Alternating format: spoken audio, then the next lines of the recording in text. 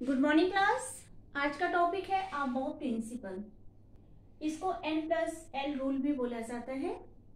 Above ने बताया था कि जो इलेक्ट्रॉन होते हैं वो इंक्रीजिंग ऑर्डर में भरे जाते हैं। किसके इंक्रीजिंग ऑर्डर में? एनर्जी के इंक्रीजिंग ऑर्डर में। अच्छा, इलेक्ट्रॉन एनर्जी के इंक्रीजिंग ऑर्डर में तो भरे जाते हैं, लेकिन कहाँ भरे जाते हैं? तो जो इलेक्ट्रॉन होता है वो सब शेल में पाया जाता है। जैसे हमारे पास सपोज एक एटम है, न्यूक्लियस है, न्यूक्लियस के सराउंडिंग ये जो पाथ होते हैं इनको नील्स बोर ने ऑर्बिट बोला था। इसको K ऑर्बिट, इसको L ऑर्बिट और इसको M ऑर्बिट बोला था। इन ऑर्बिट के अंदर ऑर्बिटल्स होते हैं, ठीक है। इन ऑर्बिट के अंदर क्या होते हैं? ऑर्बिटल्स। ये K ऑर्बिट है आपका, ऑर्बिट, या फिर इसको हम शेल बोल सकते हैं। ऐसे ये भी आपका ऑर्बिट है, या फिर इसको हम क्या बोल सकते हैं? शेल। ये भी M आपका क्या है? ऑर्बिट, और इसको हम बोल सकते हैं शेल। ठीक। हर एक ऑर्बिट के अंदर ऑर्बिटल होता है। जैसे अगर हम फर्स्ट ऑर्बिट की बात करें तो इस ऑर्बिट के अंदर एक ऑर्बिटल होता है जिसको हम सबशेल बोलेंगे, सबशेल। इन सभी के अंदर ऑर्बिटल्स होंगे और सभी के और उस ऑर्बिटल को हम बोलते हैं सबशेल। तो अगर हम देखें तो जो हमारा इलेक्ट्रॉन होता है, अगर किसी एटम में इलेक्ट्रॉन को देखना है तो एटम के अंदर क्या होते हैं? ऑर्बिट, या फिर इसको हम शेल बोलेंगे। और इस ऑर्बिट के अंदर ऑर्बिटल होता है जिसको हम क्या बोलते हैं? सबशेल। क्लियर?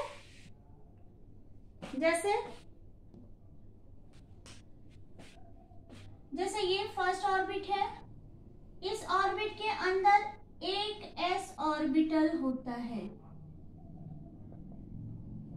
इस सेकेंड ऑर्बिट की बात करें तो इसके अंदर s ऑर्बिटल और p ऑर्बिटल होता है।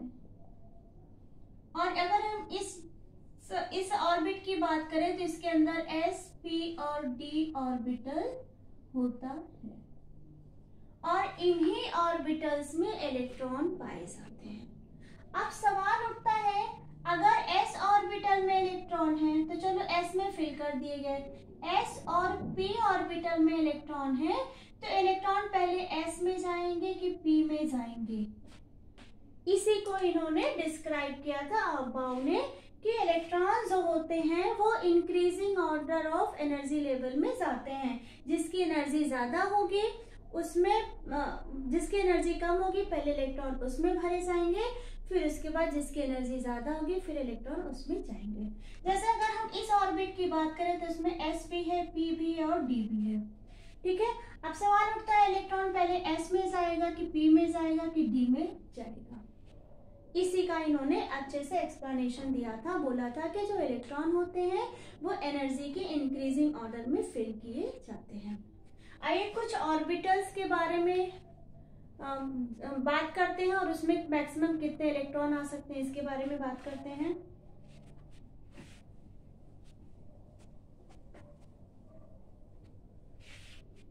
तो सपोज हमने क्या बोला था? हमने बोला था एटम होता है, एटम में क्या होते हैं? आपके ऑर्बिट होते हैं। इन ऑर्बिट को शेल बोला था हमने। और ऑर्बिट के अंदर क्या होता है? ऑर्बिटल होता है जिसको हमने क्या बोला था? सबशेल। क्लियर? अब अगर हम ऑर्बिट की बात करें तो ऑर्बिट कैसे होते हैं आपके? नील्स बोर के अकॉर्डिंग आपके जो ऑर्बिट होते हैं वो न्यूक्लियस के बाहर अगर first, second, third, fourth, fifth, suppose ये हमारा न्यूक्लियस है, इसके बाहर के जो ऑर्बिट होते हैं ऐसे होते हैं। अंदर वाले को हम फर्स्ट बोलते हैं, इनर वाले को सेकेंड और आउटर को हम थर्ड, ऐसे चलता रहता है हमारा। तो इस फर्स्ट को इन्होंने क्या नाम दिया था? K, सेकेंड ऑर्बिट को L, थर्ड ऑर्बिट को M, फिर N, फिर O। ऐसे इनफिनाइट वैल्यू तक हम ऑर्बिट का नाम रख सकते हैं। ऐसे ही ये तो हो गया ऑर्बिट या फिर शेल की बात। अब अगर हम सब शेल की बात करें या ऑर्बिटल की बात करें तो ऑर्बिटल कितने टाइप्स के होते हैं? ऑर्बिटल की अगर हम बात करें ऑर्बिटल की, तो ये हमारे पास ढेर सारे ऑर्बिटल्स होते हैं, इनफिनाइट तक ऑर्बिटल्स एग्जिस्ट करते हैं, जिसमें हम कुछ ही को लेंगे, एस, पी, डी, एफ, उसके बाद जी ले लेते हैं। इन दोनों की स्टडी इनकी स्टडी हमें नहीं करनी, हमें सिर्फ एफ तक की स्टडी करनी है। एस में कितने ऑर्बिटल होते हैं? 1। पी में कितने ऑर्बिटल होते हैं? 3। डी में कितने ऑर्बिटल होते हैं? 5। और एफ में कितने होते हैं? 7।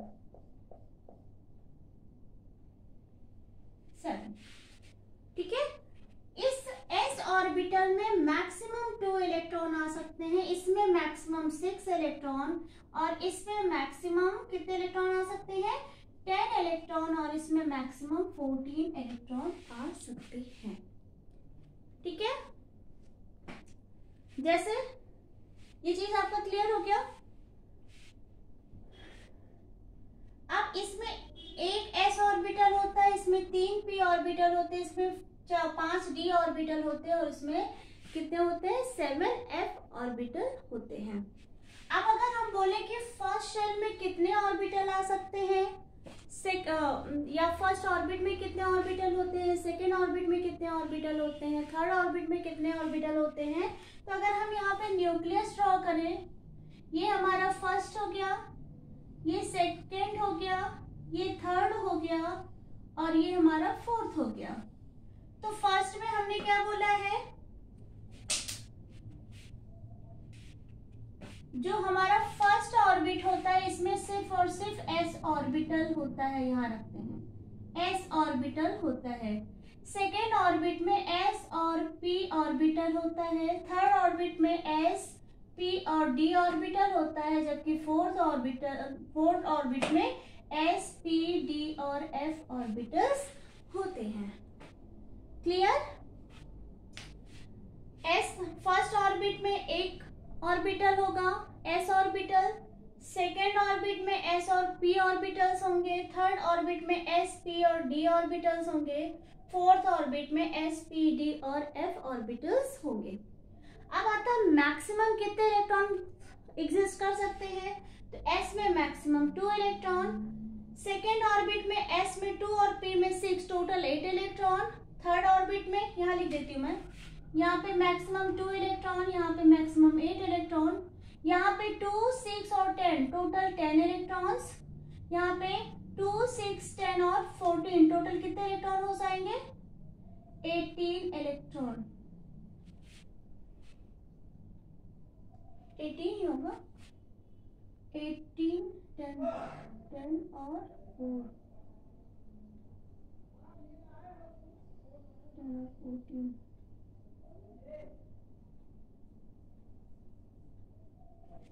एस में 2, पी में 6, डी में 10, एफ में 14, 14 और 10 24, 24 और 8 32। इसमें मैक्सिमम कितने इलेक्ट्रॉन हो जाएंगे? 32 इलेक्ट्रॉन आ सकते हैं।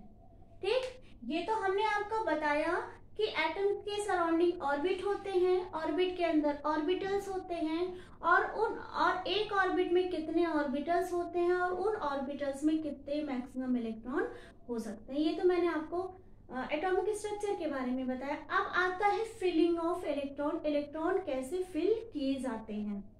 ठीक, अब बाउ ने अपना एक रूल दिया,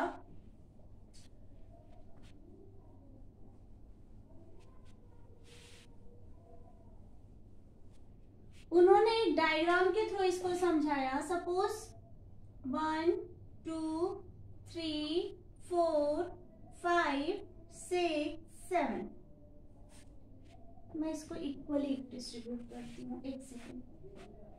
1, 2, 3, 4, 5, 6, 7, ये सब क्या है? S orbital.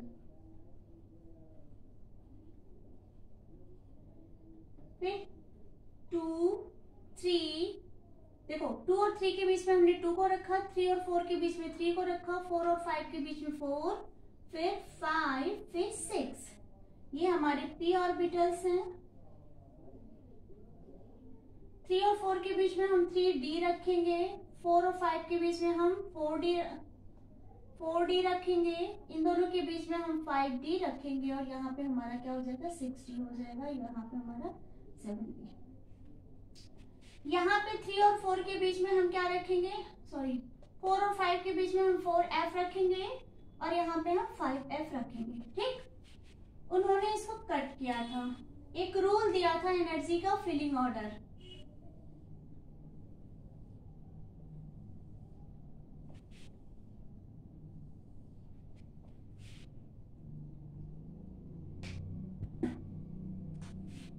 उन्होंने बोला था कि जब किसी सबशेल में इलेक्ट्रॉन फिल किए जाते हैं तो इलेक्ट्रॉन पहले s सबशेल में जाएगा, उसके बाद इलेक्ट्रॉन 2s में जाएगा, फिर उसके बाद इलेक्ट्रॉन 2p में जाएगा, फिर 3s में जाएगा, फिर उसके बाद इलेक्ट्रॉन 3p में जाएगा, फिर 4s में जाएगा, उसके बाद ये जो इलेक्ट्रॉन है वो 3d में जाएगा, 4p में जाएगा, 5s में जाएगा, और उसके बाद ये इलेक्ट्रॉन 4d 5p 6s, और फिर उसके बाद इलेक्ट्रॉन 4f में जाएगा, फिर इलेक्ट्रॉन 5d में, फिर 6p में, फिर 7s में, और उसके बाद इलेक्ट्रॉन 5f और 6d फिर 7p, ऐसे कंटिन्यू इलेक्ट्रॉन फिल किए जाएंगे।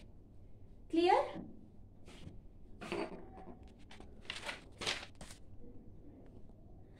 अब एनर्जी लेवल अगर हम बनाएं,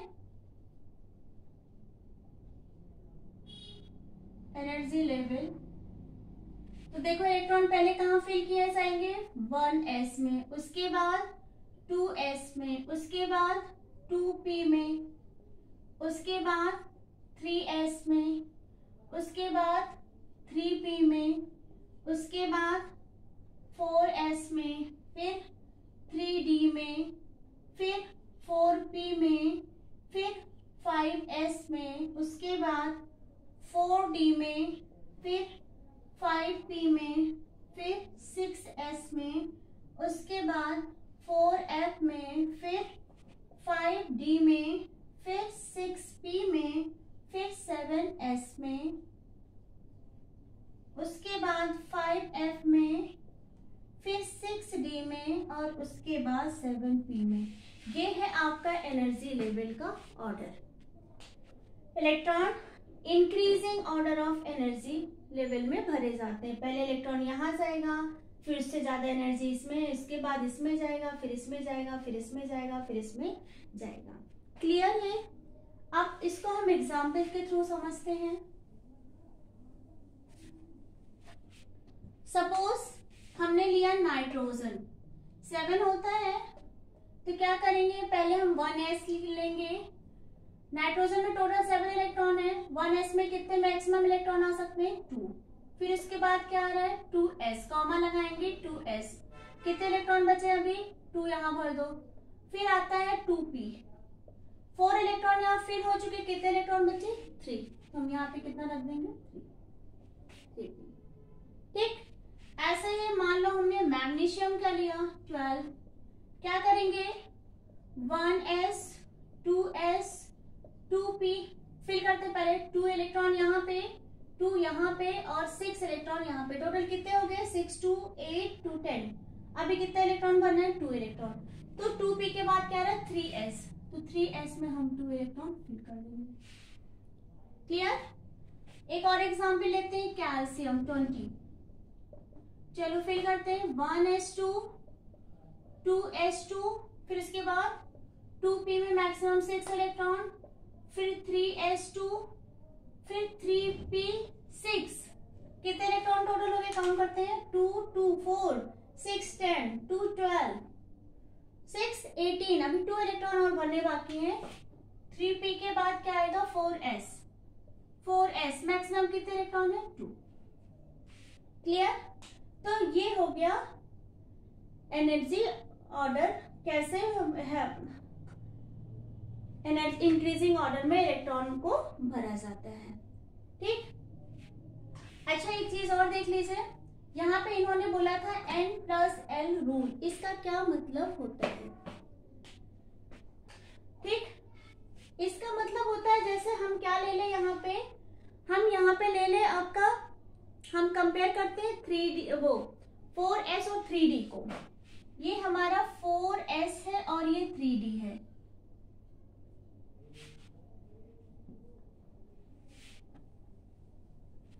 पहले इसको, इन दोनों को कंपेयर करते हैं। इनको देखो, आपने क्वांटम नंबर में पढ़ा था s के लिए 0 वैल्यू होती है, p के लिए 1 होता है, d के लिए 2 होता है और f के लिए 3 होता है।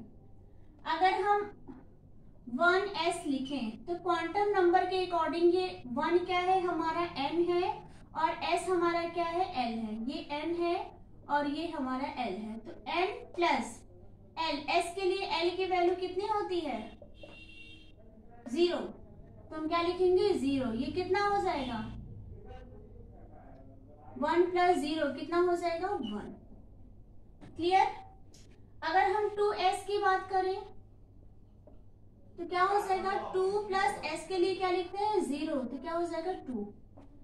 तो n की वैल्यू जैसे जैसे बढ़ती जा रही है इलेक्ट्रॉन वैसे वैसे भरे जा रहे हैं। पहले n की वैल्यू जिसकी कम होगी इलेक्ट्रॉन उसमें भरे जाएंगे, फिर n की वैल्यू जिसकी ज्यादा होगी इलेक्ट्रॉन उसमें भरे जाएंगे।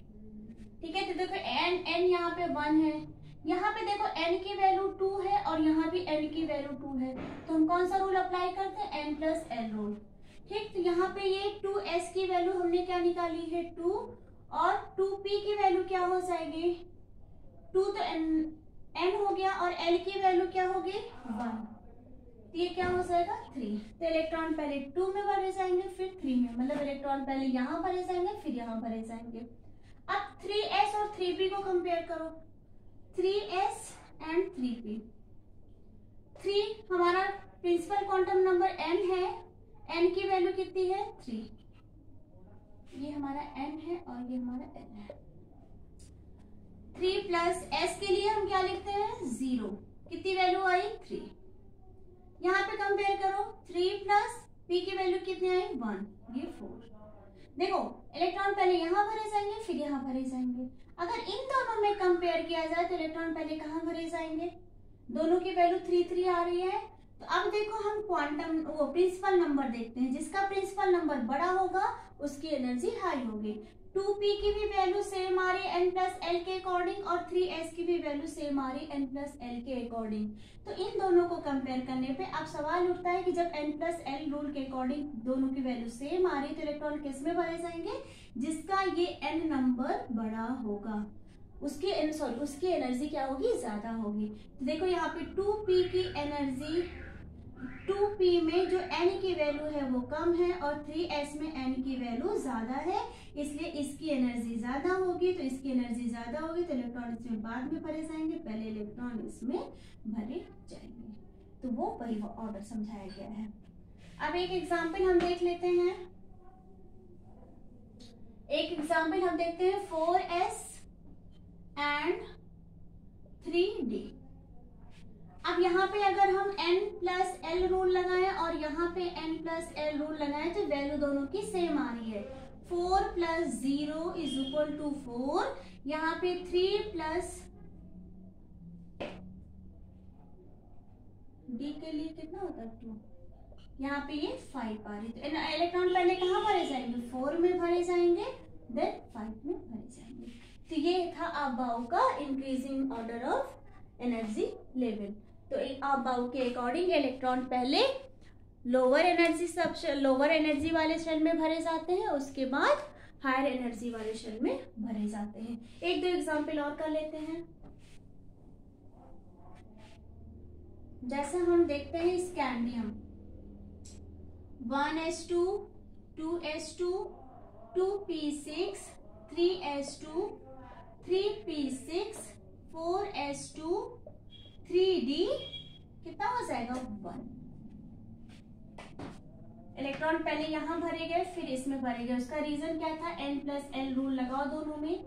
इसकी वैल्यू 4 आ रही है और इसकी वैल्यू क्या आ रही है 5। ठीक है, अगर हम प्रिंसिपल क्वांटम नंबर देखें तो पहले इसमें भरे जाने चाहिए थे फिर इसमें, लेकिन n+l के रूल के अकॉर्डिंग इसका नंबर बड़ा आ रहा है और इसका नंबर छोटा, तो पहले लोअर एनर्जी में जाएंगे फिर हायर एनर्जी में जाएंगे।